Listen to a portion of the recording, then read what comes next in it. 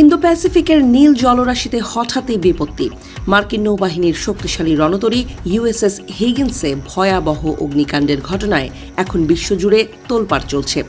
শান্ত সমুদ্রে আগুনের লেলিহান শিখা কেবল একটি জাহাজকেই দগ্ধ করেনি, বরং আন্তর্জাতিক কূটনীতি আর সামরিক মহলেও উত্তাপ ছড়িয়ে দিয়েছে। ঘটনাটি ঠিক কোথায় এবং কিভাবে ঘটেছে তা নিয়ে মার্কিন নৌবাহিনীর পক্ষ থেকে এখনও ধোঁয়াশা বজায় রাখা হয়েছে। তবে পেন্টাগন সূত্রে খবর, এই অগ্নিকাণ্ডে রণতরীটির বৈদ্যুতিক ব্যবস্থা এবং ইঞ্জিন বা প্রপালশন সিস্টেমের ব্যাপক ক্ষয়ক্ষতি হয়েছে। যুদ্ধের ময়দানে অজেয় বলে পরিচিত এই ডেস্ট্রয়ারটি এখন অনেকটাই পঙ্গু হয়ে পড়েছে। রহস্যের দানা বেঁধেছে, কারণ ঠিক এই সময়েই মধ্যপ্রাচ্যে ইরানকে কেন্দ্র করে চরম উত্তেজনা বিরাজ করছে।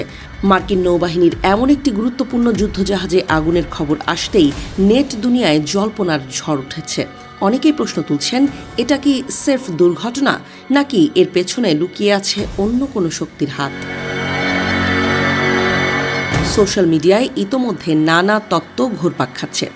কেউ আঙ্গুল তুলছেন এশিয়ায় আধিপত্য বিস্তারের লড়াইয়ে মত্ত চীনের দিকে, আবার কেউ বলছেন এটি ইরান সংঘাতের কোনো গোপন প্রতিক্রিয়ার ফল।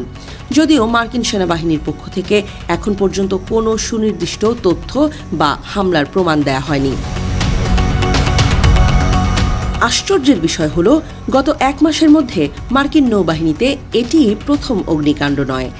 এর আগে ইউএসএস ডোয়াইট ডি আইজেনহাওয়ার এবং ইউএসএস জেরাল্ড আর ফোর্ডের মতো বিশালাকার বিমানবাহী রণতরীতেও আগুনের ঘটনা ঘটেছে। একের পর এক মার্কিন যুদ্ধজাহাজে এমন রহস্যময় বিপত্তি সামরিক বিশ্লেষকদের কপালে চিন্তার ভাঁজ ফেলেছে। সিবিএস নিউজের তথ্য অনুযায়ী গত ফেব্রুয়ারি মাস পর্যন্ত জাহাজটি সিঙ্গাপুরে অবস্থান করছিল। জাপানের ইয়োকোসুকা বন্দরে, যার প্রধান ঘাঁটি, সেই ইউএসএস হিগিন্স প্রশান্ত মহাসাগরীয় অঞ্চলের পাহারাদার হিসেবে কাজ করে আসছিল। এই বিপর্যয়ের ফলে ইন্দো প্যাসিফিক অঞ্চলে যুক্তরাষ্ট্রের সামরিক প্রস্তুতি বড়সড় ধাক্কা খেল বলে মনে করা হচ্ছে। নৌসেনা কর্নেল উইলিয়াম আর হিগিন্সের নামে নামকরণ করা এই যুদ্ধজাহাজটি 1999 সাল থেকে যুক্তরাষ্ট্রের শক্তির অন্যতম প্রতীক। আকাশপথে হামলা প্রতিরোধ থেকে শুরু করে সাবমেরিন ধ্বংস সব ক্ষেত্রেই পারদর্শী এই রণতরী এখন মেরামতের অপেক্ষায় বন্দরে ফেরার দিন গুনছে।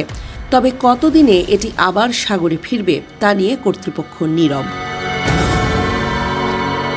পেন্টাগনের কাছে এই অগ্নিকাণ্ড নিয়ে জানতে চাওয়া হলে তারা বিষয়টি ইন্দো প্যাসিফিক কমান্ডের ওপর ছেড়ে দিয়েছে।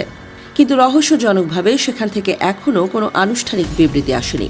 পর্দার আড়ালে আসলে কি ঘটছে, কোনো গোপন আক্রমণ নাকি যান্ত্রিক ত্রুটি, এই সত্য উদ্ঘাটনের অপেক্ষায় এখন পুরো বিশ্ব।